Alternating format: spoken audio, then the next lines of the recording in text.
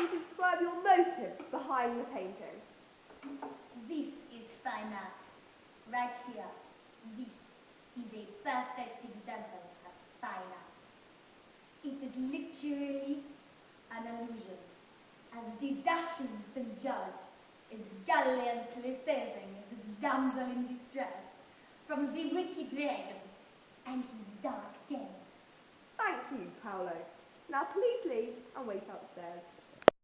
I would now like to welcome UA Van Thorpe to come and write her poem.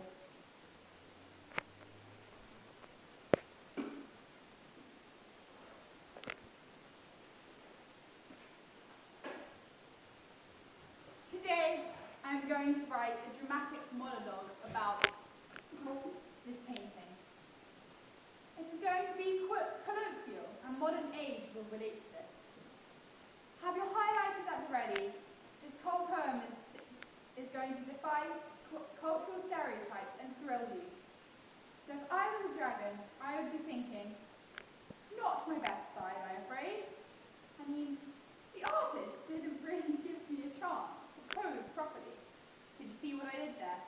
Highlight these two words and take notice of the way I use alliteration and floated consonants to create a harsh-sounding beginning to the new line, because the typical dragon breathes fire is aggressive and harsh, just like these letters. However, in my poem, this is ironic because I am questioning this, as I believe that the dragon is shown as a feminine and not harsh character because he is held on a lead by a girl who doesn't seem very strong. Anyway, back to writing. I'm going to write about the poor old artist. And as you can see, poor chap, he has an obsession with triangles. Did you notice that? The poor dragon is missing 2 feet. This adds to him not being very scary. What monster has 2 feet? But what was the dragon going to say to the artist? He would feel bad that the artist can't paint. No offense. I didn't comment at the time. Who really cares with a monster who probably doesn't need all 4 feet? What, after all, are 2 feet to a monster? My use of rhetorical questions makes the reader think for themselves and truly understand the dragon's point of view. But afterwards, I was sorry for the bad publicity. I mean, no wonder he did. What sort of artist forgets to paint 2 of the monster's feet? Oh my gosh, I just realised it. Look at that horrible hero.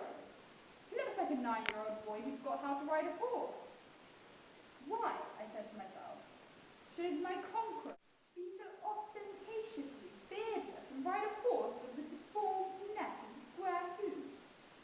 More rhetorical questions. Please highlight if you haven't already. Now to the poor maiden who has to deal with an annoying little boy.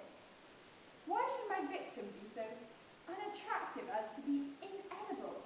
She's so ugly, I don't think the dragon would even want to eat her. And why should she have me literally on a string? Rhetorical question again. Get in. I do like my rhetorical questions. He is also a dragon, for goodness sake. I'm pretty sure a tiny, weak girl can't control him, especially with just a string. The dragon is probably thinking about his life by this point. I don't mind dying richly. He's probably invincible. So I always rise again. There we go. At least just to show they weren't taking me seriously. So, the colloquial language in this poem makes the modern audience relate to the dragon, and therefore the reader is more interested in the poem, and it makes the dragon seem like he is personally telling them the story. The enjambed lines also make it seem like the dragon is streaming out his consciousness and his life story, making the poem more personal and believable. Thank you for listening to me write my poem, and I hope you enjoy it and understand my technique. The reason I should win is because her painting is rubbish. It doesn't really show the story.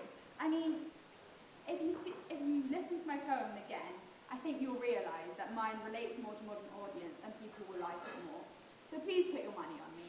Thank you. Wow. For the first time in Dragon's Den's history, I would like to ask Paolo to come down and we're going to have a discussion.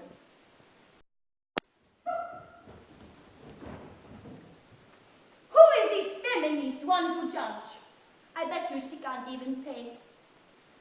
The dragon has two sides, and I will show him the bad one. How dare you? And for the ugly princess, she is beautiful. Hardly. What is up with her hairline? In my day, it was the fashion to have a high hairline.